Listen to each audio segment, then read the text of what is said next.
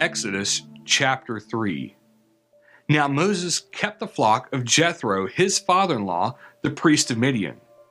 And he led the flock to the backside of the desert and came to the mountain of God, even to Horeb. And the angel of the Lord appeared to him in a flame of fire out of the midst of a bush. And he looked, and behold, the bush burned with fire, and the bush was not consumed. And Moses said, I will turn aside and see this great sight, why the bush is not burned.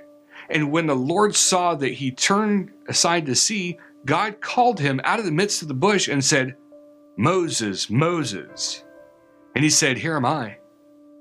And he said, Draw not near here, put off your shoes from your feet, for the place where you stand is holy ground. Moreover, he said, I am the God of your father, the God of Abraham, the God of Isaac, and the God of Jacob. And Moses hid his face, for he was afraid to look upon God.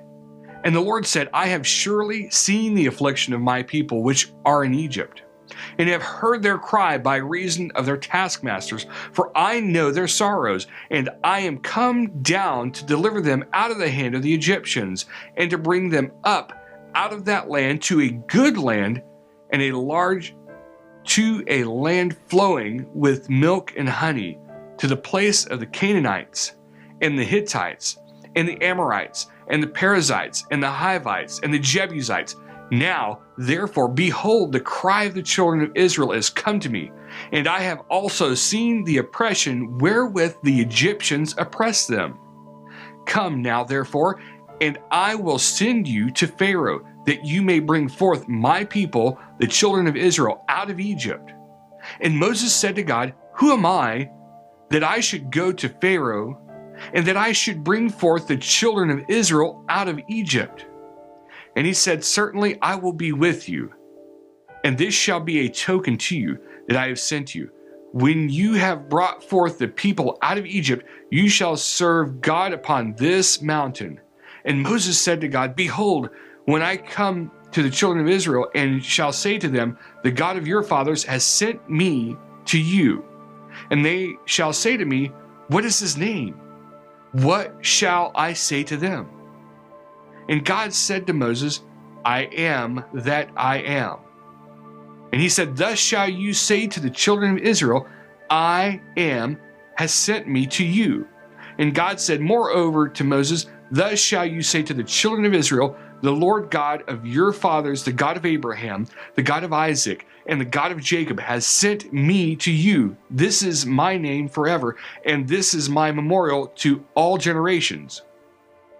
Go and gather the elders of Israel together, and say to them, The Lord God of your fathers, the God of Abraham, the God of Isaac, and of Jacob appeared to me, saying, I have surely visited you, and seen that which is done to you in Egypt. And I have said, I will bring you up out of the affliction of Egypt to the land of the Canaanites, and the Hittites, and the Amorites, and the Perizzites, and the Hivites, and the Jebusites, to a land flowing with milk and honey.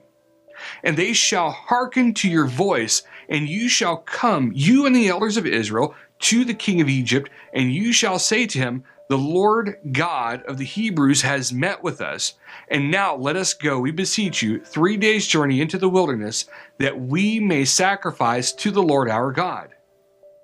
And I am sure that the king of Egypt will not let you go, no, not by a mighty hand. And I will stretch out my hand and smite Egypt with all my wonders, which I will do in the midst thereof.